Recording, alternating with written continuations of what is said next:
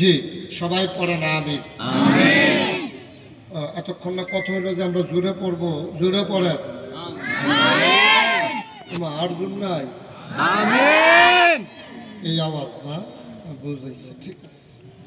তো যেই কথাটুকুন বলছিলাম খুব খেয়াল, হ্যাঁ, নবী এবং রাসূল পাঠাইছেন আল্লাহ, আমরা যেন আটকে না যাই, বিপদে পড়ে। আল্লাহ অনেকগুলো জিনিস দিছে বান্দাদেরকে শুধু জান্নাতে পৌঁছে দেওয়ার জন্য। যেমন আমাদের যা আছে গরু ছাগলের তা নাই, আবার গরু ছাগলের যা আছে আমাদের সব আছে। গরুর যেমন দুইটা পা আছে, দুইটা হাত আছে। আমরা যখন গরুর রচনা পড়তাম আমরা 4টা পা পড়তাম, কিন্তু সামনের দুইটা হইল হাত, পেছনের দুইটা হইল পা। তাইলে গরুর 2টা হাত আছে, 2টা পা আছে, 2টা চোখ আছে, একটা মাথা আছে, তারপরে একটা মুখ আছে, এই কান আছে। তো আমাদেরও তো তা আছে। তো গরুরও গরু কয়, আমাকে আপনাকে গরু বলে না কেন? আমাকে আপনাকে শিয়াল বলে না কেন? আমাকে আপনাকে কুকুর বলে না কেন? কারণটা কি? গরু, মানুষ, কুকুর, ছাগল, মশা, মাছি সবার কিন্তু একটাই প্রাণ। প্রাণ কয়টা? জোরে কথা কেন? প্রাণ কয়টা? মশার যেমন একটা জীবন, আপনারও একটা জীবন। আপনি জীবনে কত মশা মারছেন? এই একটাই জীবন, আপনারও সেই একটাই জীবন। তাইলে আপনার এই একটা জীবন, মশারও একটা জীবন। প্রাণ থাকলে প্রাণী হয়, মন না থাকলে মানুষ হওয়া যায় না। তাহলে আমরা সবাই প্রাণী। এই যে দায়িত্বশীল, আপনি শুধু আমার দিকে তাকাই থাকবেন। আমরা সবাই এখানে প্রাণী। আমরা সবাই কি প্রাণী? কথা কয় না প্রাণী? সবাই কি আমরা মাইকম্যান? কথা বলা নিষেধ নাকি? হ্যাঁ, এই অবস্থা কেন? চশমা, তোর সমস্যা কি?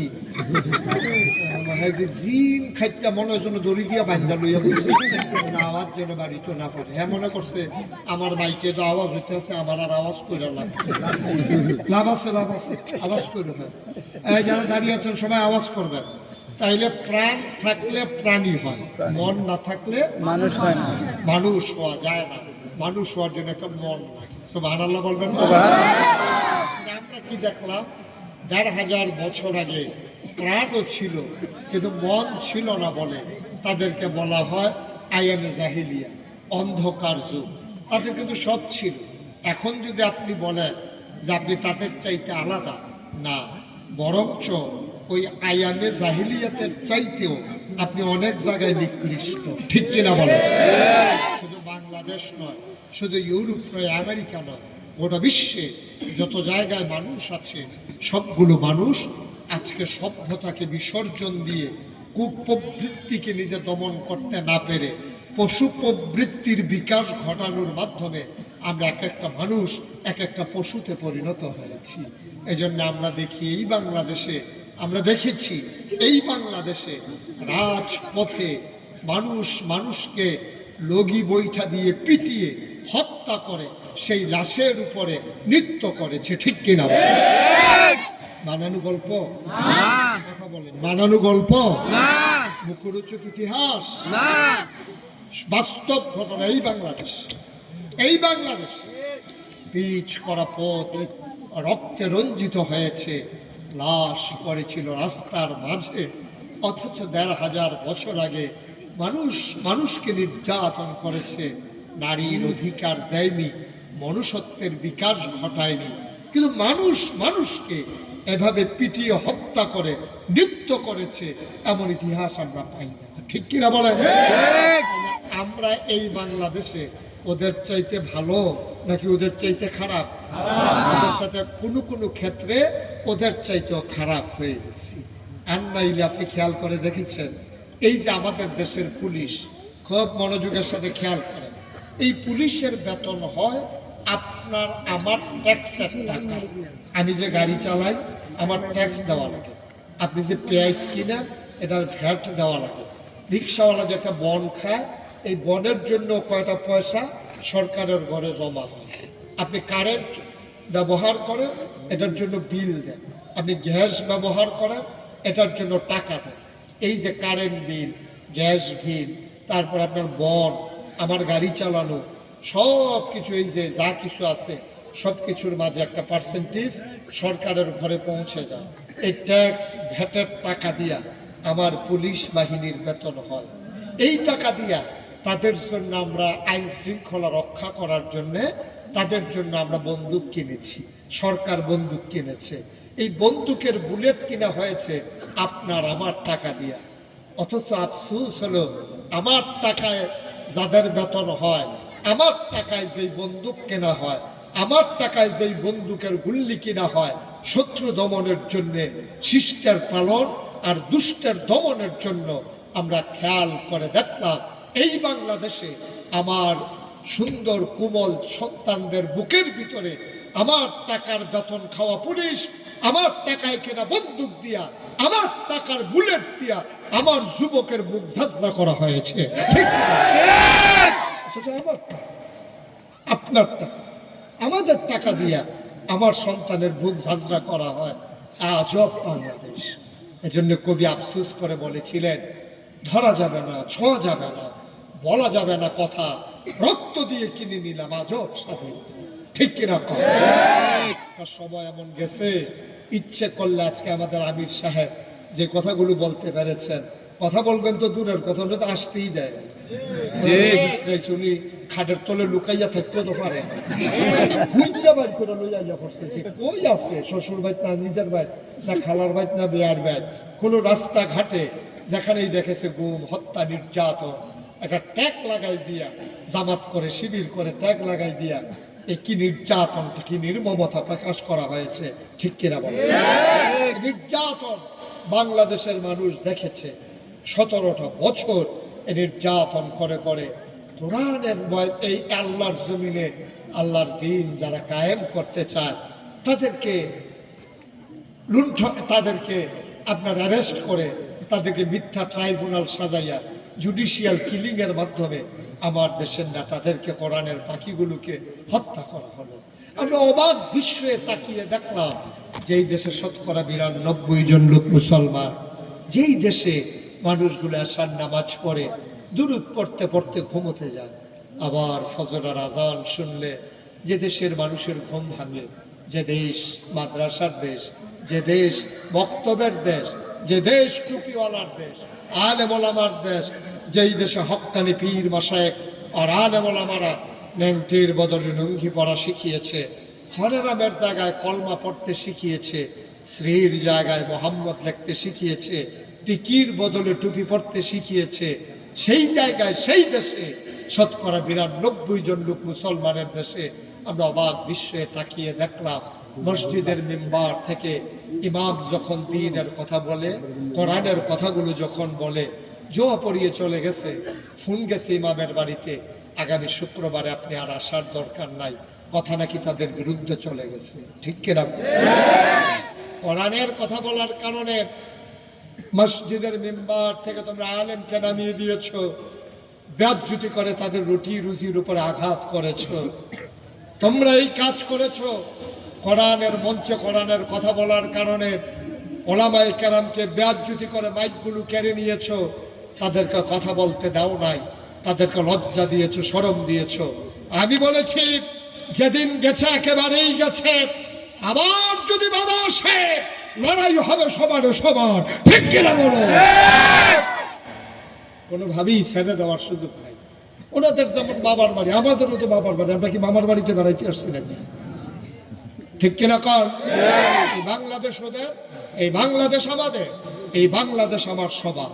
সুতরাং এই বাংলাদেশে কেউ নিম্ন শ্রেণী, কেউ উচ্চ শ্রেণী, কেউ রাজা, কেউ প্রজা, কেউ শাসক, কেউ শোষিত, বাংলার মুসলমান আর মেনে নেবে না। ঠিক কিনা বলো? সমানে সমান, আপনি সমানে সমান, সুন্দর করে আপনি চলবেন, আপনারটা আপনি করবেন, আমারটা আমি করব। এই বৈষম্যের বাংলাদেশ আর চলতে দেওয়া হবে না। আপনার টেবিলে 50 রকমের খাবার থাকবে, আর আরেকজন ডাস্টবিনে কুকুরের সাথে বিড়ালের সাথে খাবার নিয়ে কাড়াকাড়ি করবে। এই বাংলাদেশ আর বাংলার মানুষ 5ই আগস্টের পরে দেখতে চায় না। ঠিক কিনা বলো? এই রুটি রুজি কামাই রোজগার রাজনীতিকে ব্যবহার করে, এই কামাই রোজগারের রাস্তা বন্ধ করতে হবে, কামাই রোজগারের রাস্তা বন্ধ করতে হবে। আপনি একটা না একটা কিছু করবেন। আমি দেখেছি আমাদের দেশের ফির সাহেব আর আমাদের দেশের রাজনীতিবিদ হুবহু মিল আছে। ফির সাহেবের যেমন চাকরি লাগে না, পীর সাহেবের যেমন কৃষিকাজ করা লাগে না, পীর সাহেবের যেমন দোকানদারি লাগে না, পীর সাহেবের নিজস্ব যেমন কোনো কামাই লাগে না, মুড়িদের বাড়িতে ঘুরে ঘুরে খায়, হাত পাইতা পাইতা খায়, এইরকম হাত পাইতা রাখে।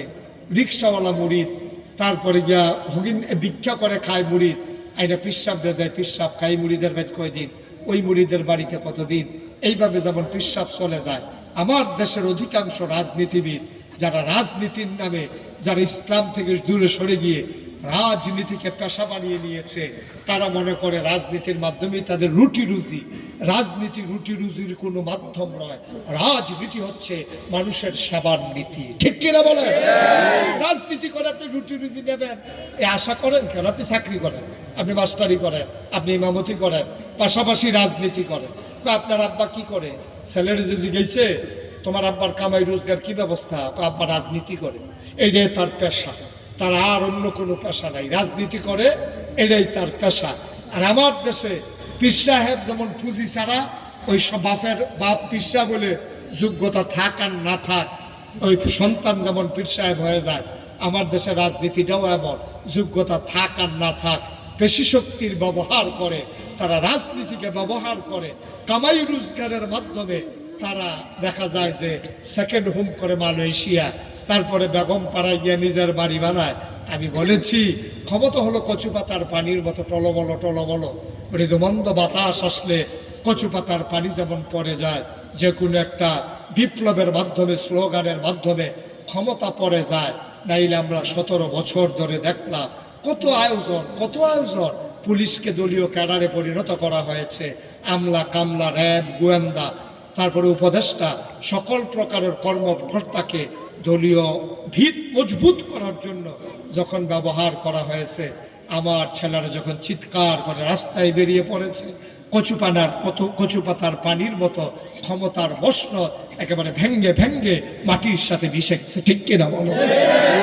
লাভ হলো কি? কি লাভটা হলো আপনি বলেন? 17 বছর লাগাই আপনি টাকা কামাই করলেন, এখন বউ এক জায়গায়, হে আরেক জায়গা, টাকা ফুটে রয়েছে আরেক জায়গায়, কি লাভটা হলো? এর চেয়ে আমার রিক্সাওয়ালা অনেক ভালো, এর চাইতে আমার রিক্সাওয়ালা অনেক ভালো। রিক্সাওয়ালা রিক্সা চালাইয়া দুপুরবেলা খাইতে বসে, তার স্ত্রী পাশে বসে বসে বাতাস করে, তারপরে সে খাওয়ার পরে মাথার নিচে দিয়ে শুয়ে পড়ে, এমন অঘোর ঘুম, তার কোনো নিশ্চিন্ত একটা জীবন। আর আপনার লাভটা হইল কি? যায় কামাই জমাইছিলেন, এখন টাকা পয়সা রয়েছে এক জায়গা, আপনি এক জায়গা, বউ আর এক জায়গা, বাচ্চা কাচ্চার তো খবরে নাই, এটি কোনটা কোন জায়গায় আছে, এটি কোনো স্টেশন নাই। সুতরাং এই ক্ষমতার কোনো দরকার নাই। বাংলাদেশের মানুষ এই রাজনীতি, এই সমাজনীতি, এই ধরনের সমাজ ব্যবস্থা, এই ধরনের বাংলাদেশ, বাংলাদেশের মানুষ আর চায় না। ঠিক কিনা বলেন? আল্লাহ তো চান না। আল্লাহ চান মানুষগুলো মানুষের মতো হবে, অন্তরে আল্লাহর ভয় নিয়ে তার সুন্দর জিন্দেগি সাজাবে। যেদিন মরে যাবে, যেদিন মিরেশ্বরাইয়ের মসজিদ থেকে ঘোষণা আসবে মানুষটা নাই, সবাই মিলে দৌড়ে দৌড়ে দেখতে আসবে, কাফন পরিয়ে দাফন করে দেবে মাটির কবরে। এমন একটা জিন্দেগি তো দরকার। সেজন্য কবরে গিয়ে দেখে মাটির কবর মাটি নাই, মাটির কবর জান্নাতের টুকরা হয়ে গেছে। এমন একটা জিন্দেগি আমরা চাই নাকি চাই না? কথা বলা চাই নাকি চাই না? আর এইরকম জিন্দেগি তৈরি করার জন্য আল্লাহ মানুষ বানিয়েছে। মানুষ বানানোর আগেই আল্লাহ ঘোষণা দিয়েছেন, যেদিন এই সমাজে আমরা ছিলাম না, এই দেশে আমরা ছিলাম না, এই পৃথিবীতে আমরা ছিলাম না, ছিল জিন আর ফেরেশতা। জিনেরা মারামারি, কাটাকাটি, ঝগড়া বিবাদ করলো, আল্লাহ রাগ করলেন, ফেরেশতা পাঠাইয়া জিনদেরকে পিটাইয়া আল্লাহর জমিন আল্লাহ খালি করে দিলেন। আল্লাহর জমিন আল্লাহ খালি রাখবেন না, ইমার্জেন্সি অ্যাসেম্বলি কল করলেন, সংসদের জরুরি অধিবেশন। ফেরেশতারা জানতে চাইলেন, মাওলা ও রব্বে কারীম, আজকে কেন আমাদেরকে ডেকেছেন? আলোচনা হয়েছে লক্ষ কোটি বছর আগে, আমরা যেন জানতে পারি। এই জন্য ১৫০০ বছর আগে কোরআনুল কারীমে জিবরাইলের মাধ্যমে নবী মুহাম্মদ রাসূলুল্লাহ সাল্লাল্লাহু আলাইহি ওয়াসাল্লাম পাঠিয়ে দিয়ে কোরআনে কোট করে দিয়েছেন। আলোচনাটা কি হয়েছিল আমরা অনেকেই জানি, অনেকেই পারি। চলেন সবাই মিলে পড়ি। আউযু বিল্লাহি মিনাশ শাইতানির